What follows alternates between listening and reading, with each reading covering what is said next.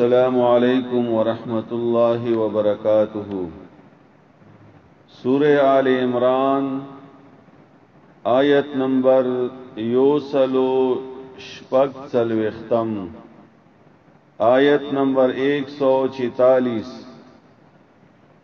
اعوذ باللہ من الشیطان الرجیم، بسم اللہ الرحمن الرحیم۔ وَكَأَيٍّ مِّن نَّبِيٍّ قَاتَلَ مَعَهُ رِبِّيُّونَ كَثِيرٌ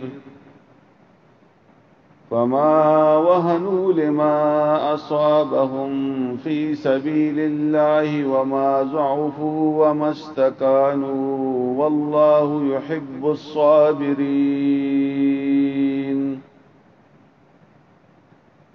وَمَا كَانَ قَوْلَهُمْ إِلَّا أَنْ قَالُوا رَبَّنَا اغْفِرْ لَنَا ذُنُوبَنَا وَإِسْرَافَنَا فِي أَمْرِنَا وَثَبِّتْ أَقْدَامَنَا وَانصُرْنَا عَلَى الْقَوْمِ الْكَافِرِينَ۔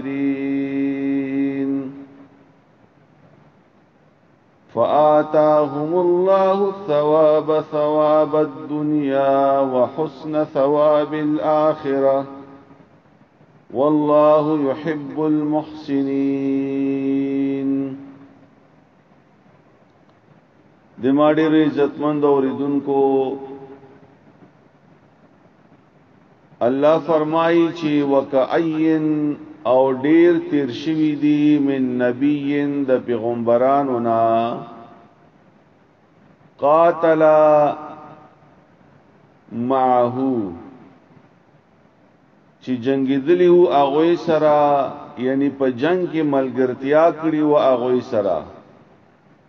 مطلب دا چې مخ کې ډیر پیغمبران تیر شوی دي چې د اغو پیغمبرانو ملګری چې وو اغوی ملګرتیا کړی و خپل پیغمبرانو سرا په جهاد کې۔ ربیونا د الله ولا خلقو کثیر ډیر، یعنی الله پرس خلقو د الله ولا خلقو، ربیونا تقوادار خلق، تابعدار خلق، کثیر ډیر۔ فما وهنو نو اغوی سستی نو وکړي، لما د وجه د اغ مصیبتنا اصابهم چې رسیدلی او اغوی ته فی سبیل الله د الله پلار کې، وما ضعفوا او نه اغوی کمزوری ښکارا کړی وا، وما استکانوا او نه اغوی سر ټیټ کړي او باطل تا کفر تا، والله الله تعالی یحب الصابرین، خو خوی صبرناک خلق۔ په دې آیت کې اصل کې الله تعالی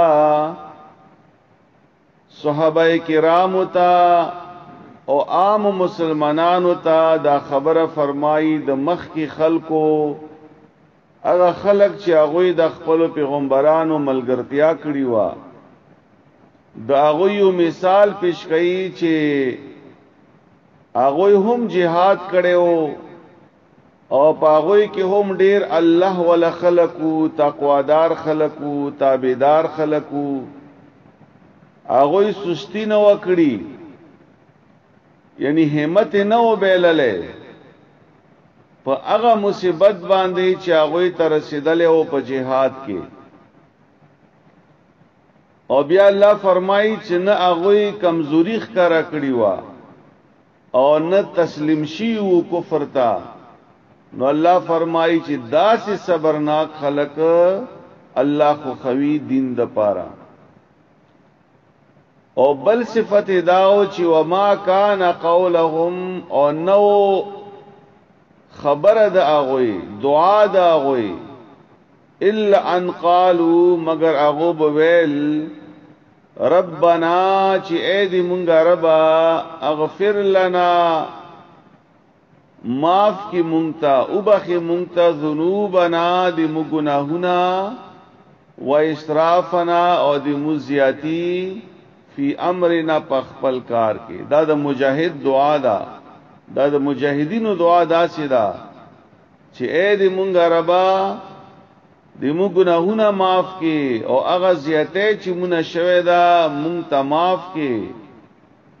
وثبت اقدامنا او مضبوط کی قدمونه دی مونږه، یعنی د کفر په مقابله کې په جهاد کې دی مونږ قدمونه مضبوط کی. وانصرنا علی القوم الکافرین، او یا الله دی مو مدد وکي د کافر قوم په مقابله کې.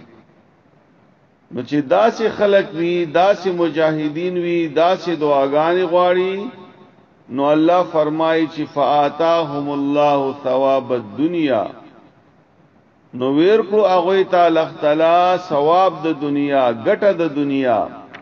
ګټه د دنیا نه مراد یعنی په جهاد کې هغه ته مال غنیمت ملاو شي، مال فی ملاو شي.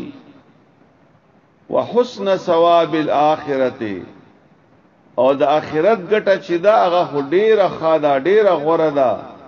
والله تعالی يحب المحسنين، خو خوي داس نیکان خلق. مسیوزل ترجمه ووري بیا. وکأین او ډیر ترشوی دی من نبی د پیغمبرانو نا قاتل ماهو چې شریک شیو په جنگ کې د پیغمبرانو سره ملګری د اغوی ربیونا چې دا الله ولا خلقو تقوادار خلقو تابعدار خلقو کثیرون ډیر.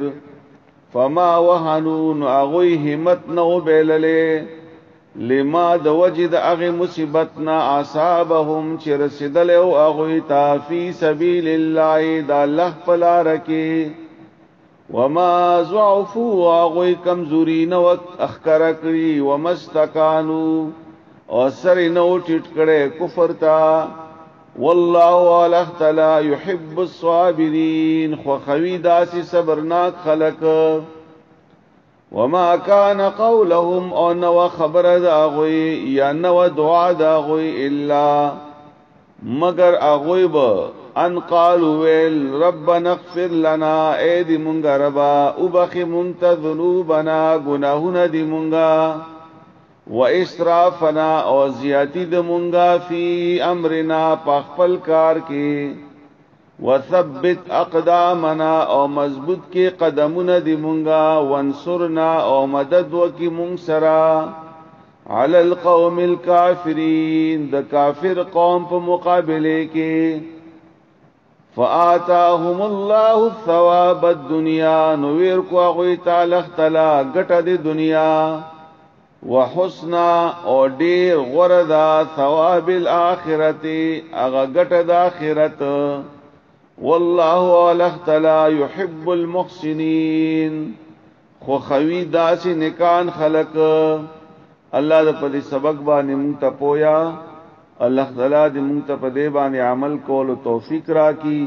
واخر دعوانا ان الحمد لله رب العالمين، آمين.